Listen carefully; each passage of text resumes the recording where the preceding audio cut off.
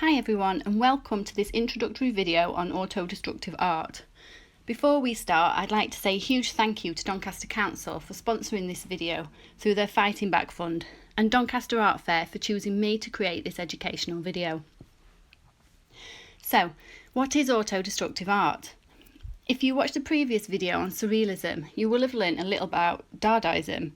ADA is comparable to Dadaism in how it rejects past concepts of logic in order to redefine art and bring light into current issues. However, it is its own movement which primarily focuses on destruction, both physically and metaphorically. Auto-destructive art is nothing like the traditional painting on a canvas. It is widely used throughout all mediums of art, such as sculpture, performance art, and song. It is anti-capitalist, anti-consumerist, addresses society's fascination with destruction and the negative impacts of machinery on our existence. We'll move on to the origin of this movement in a moment, but for now, I think it would help to see some examples of ADA and explain a bit about the pieces. Feel free to pause the video if you want to have a go for yourself first. This first image is of a public work called Flailing Trees by Gustav Metzger. You'll learn a lot about him soon. Which was commissioned by Manchester International Festival in 2009 to be displayed in their Peace Gardens. This may look like simple upside down trees at first glance, but it's actually a powerful statement. The trees uprooted and inverted in concrete. Where there should be leaves and blooms, the roots show how nature has withered away, demonstrating humankind's destruction of their environment and violation of nature.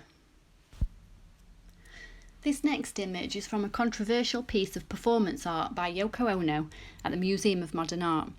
The work, titled Cut, begins with Yoko herself sat on the floor, fully clothed, with the audience queuing up to cut off pieces of her clothing one by one. The symbolism behind this work is initially obvious, with a clear representation of female vulnerability, but also destroying the traditional relationship between the artist and the viewer. This work was created in 1971. However, female vulnerability is still a struggle in the modern day. If you type in Yoko Ono cut into a search engine, this image and ones with less clothing are most abundant, with hardly any of her fully clothed, further proving her point. Now that we've seen some examples of auto-destructive art, let's move on to the history behind this movement. ADA began with Gustav Metzger, a Bavarian-born artist who moved to Britain during World War II in 1939 as a refugee under the Refugee Children movement. After the war, he received a grant from the UK Jewish community to study at the Royal Academy of Fine Arts between 1948 and 1949. World War II had a profound impact on Metzger, with the destructive capabilities of society leading him to become the leader of two new movements, auto-destructive art and art strike, formulating what destruction is and its relation to art. World War II affected society and artists alike in a much more intense way than World War I. With the Second World War came the extensive use of aircrafts and nuclear weapons. This horror changed many artists' views on the world. Where they used to be inspired by everyday life, painting traditionally in the styles of Impressionism and Expressionism, they turned towards protest and disgust at society. Many of these artists expressed this in forms of Cubism, Dadaism and Surrealism, while others were influenced to use extensive corrosion, stress and heat to create, or rather destroy, their work. Auto-destructive art is therefore highly influenced by the war and its casualties. But as with all movements, it is ever-changing, with many modern artists focusing on current crises such as climate change, racism, homophobia, and a failing economy. The first acid painting was created by Metzger in 1959 during the Cold War as a form of creative protest. This video is a reenactment of his initial work. He begins by spraying acid onto a nylon sheet, which will dissolve in the material in 15 seconds, producing rapidly changing shapes. This work is said to be both auto-destructive and auto-creative art. Metzger encouraged artists to team up with scientists and engineers to create their work in a safe and unique manner. The movement itself did not have a proper name until after this work, early in the 1960s, when an article in the journal Arc was written with the title Machine, Auto-Creative and Auto-Destructive Art. Throughout the 1960s, ADA gained popularity with the Swiss sculptor Jean Tinguely, creating the first self-destructing machine sculpture, set in motion on the 18th of March 1960, titled Homage to New York. The piece itself is a self-constructing and self-destroying work of art, made up of bicycle wheels, motors, a piano, and even a bathtub, amongst many other random objects. The final sculpture stood over 27 feet high, 23 feet long, and painted entirely in white. Once positioned in front of the audience in the Museum of Modern Art's Sculpture Garden, the sculpture began to batter itself into pieces, whilst a radio recording of Jean explaining his work played in the background, whilst a shrill voice corrected him on his own work. Shortly after being set in motion, the fire department put an end to the performance, with the remnants being kept aside in the gallery. Jean Tinguely steht in einer künstlerischen Tradition. Hat sich mit Kunst auseinandergesetzt, ganz früh, hat aber dann eigentlich alles sehr schnell auf den Kopf gestellt.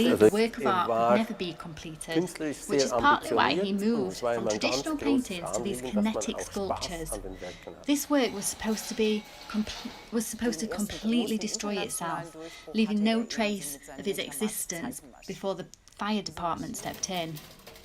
It was important for the piece to be the opposite of the nearby skyscrapers, cathedrals, and the museum idea that everything should be perfect and preserved in time. Another key moment in the history of auto-destructive art is another of Metzger's work, a public demonstration, Destruction in Art Symposium, in London in 1966 and again in 1968 in New York, when he stacked books into a sculpture named the Scoob Towers and set them on fire, symbolising how Western culture burnt out and was backwards. In the modern day, auto-destructive art is not widely taught or recognised, but still has a large number of artists who learn about the movement themselves and bring to light worldly issues through their work, like this short video by an anonymous artist, seemingly for a school project. We cannot know for certain of their intentions, but I think the symbolism here is focused on climate change and humankind destroying the world. Other notable figures are Pete Townsend and Keith Moon from the band The Who, with the guitarist smashing his guitar on stage, shortly followed by the drummer placing explosives in his drums. The movement has begun to make a comeback with the exhibition Damage Control, Art and Destruction since 1950 at the Hirshhorn Museum and Sculpture Garden in Washington DC in 2013, and Banksy's famous shredded painting. You'll have probably heard about this one, Love is in the Bin, previously known as Girl with Balloon, where his painting was sold at auction for a record £1,042,000 before the shock and horror of onlookers shredding itself immediately after being sold. According to Banksy themselves, the work was supposed to completely shred itself and had worked every time in rehearsals. This provocative act was intended as a protest at the greed of the art market, concerned with nothing but monetary value and status, as was the case with Yoko Ono's work. However, it seems they still did not understand the meaning of clearly anti-capitalist demonstration, as attendees to the auction began scrambling to pay more for the painting, thinking that it would be worth more, and praising the piece to be the first artwork in history to be created live at auction. with the most recent and currently most controversial being the defacing of statues of slave traders and racists, with arguments, protests and anti-protests on whether they should stay up or not, and many being taken down by the government before they can be defaced. The first of these being the symbolic breaking of the slave trader Edward Colston, who was removed from his pedestal to be sank into the same canal where his ship docked. All around the world, people are engaging, knowingly or not, with the key ideas of autodestructive art by protesting worldly injustices through the medium of art. Thank you to Sasha Gray from the New Fringe, Doncaster, for speaking on my behalf, and thank you for watching this video. Be sure to give it a thumbs up if you liked it or learnt something new.